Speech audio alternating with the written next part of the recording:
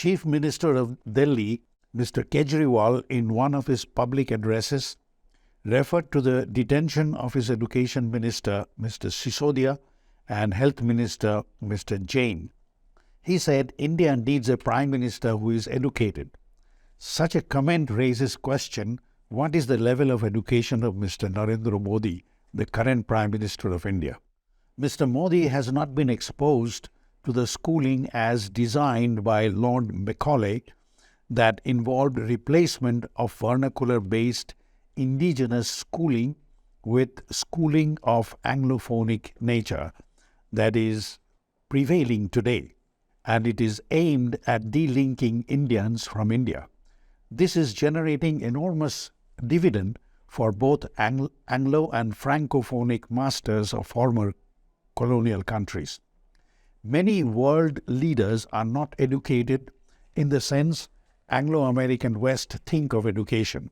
However, Mr. Modi's educational qualifications is said to be a Bachelor of Arts, BA, from the University of Delhi in 1978 and a Master's, that is MA, from Gujarat University in 1983.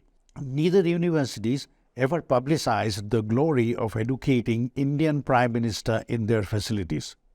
Curiously enough, anyone at any time who launched any inquiry on the records of such glorious past of these two universities were harassed by police, court, and government bureaucracy. Prime Minister's educational background might be a sensitive point, but not necessarily a matter of suspicion.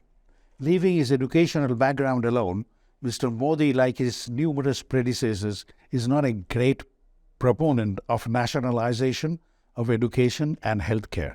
Modi's cabinet advocates privatization of government schools and make it a source of profiteering from education. Healthcare sector is facing the same treatment.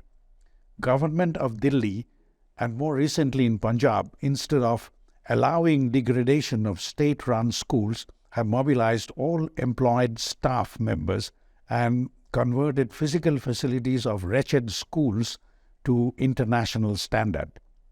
Teaching in government schools have improved to the point where academic performance of students from underclass has excelled that of best private schools, resulting in mass transfer of students from private to the state-run schools, a process unprecedented since the last 75 years of independence. Similar is the transformation in healthcare sector, where five-star healthcare at low or no cost is being made available to the underclass. For reasons known to Mr. Modi, his party and his government, instead of supporting and cooperating with such unprecedented development, they are fiercely resisting implementation of these reforms that are designed to benefit the underclass, who are 95% of the Indian population. That such reforms have the potential to transform India's vast majority of underclass, and with that, transformation of India into a formidable world power is either not appreciated or not comprehended by the ruling government. Such fierce resistance towards steps to national prosperity, be it deliberate or under duress, is not in the national interest. It is even more difficult to understand why an administration with its widely publicized nationalist conviction should oppose positive reforms of measures that is promising for national advancement. However, Modi's government has introduced certain bold practices that are potentially promising. A case in point is Prime Minister's passion for employing Hindi as the medium of communication at the major international conferences. This is a radical departure from previous practices where Indian dignitaries dutifully communicated in English in each and every multinational gatherings. Bearing the legacy of mental slavery, even more so since 95% of India can express themselves in English. Apart from that, Modi government has shown remarkable courage in starting medical and engineering degree courses in Hindi and declared his plan of installing similar courses in all major regional languages.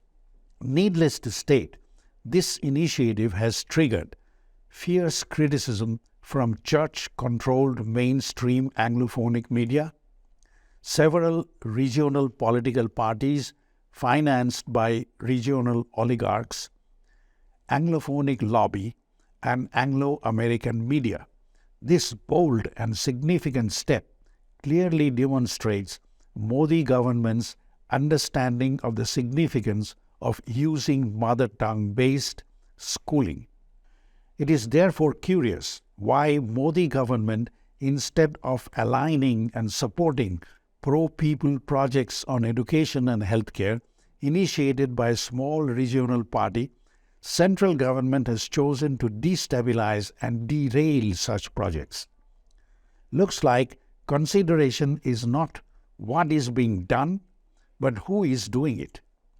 If we assume that the central government forges alliance with AAP and jointly moves with reforms in education and healthcare sectors, that may very likely transform India into a very highly competitive force in technological arena.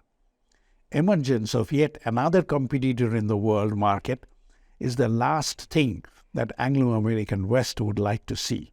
However, leadership of Modi has the capacity to physically organize India, but his leadership is not intellectually mature enough for expression of the true potential of India's 1.3 billion human resource that Aam Aadmi Party seem to have.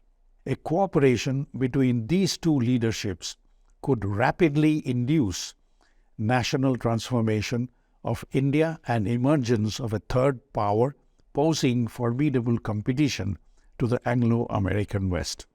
It is amusing to conjecture whether prospect of the possibility of India's emergence as a competing force is haunting the ruling class of India, whose loyalty lies not with Indian people but their foreign masters whom the ruling class feels closer to. Time will tell. If you like what you see and hear, please subscribe and ring the bell.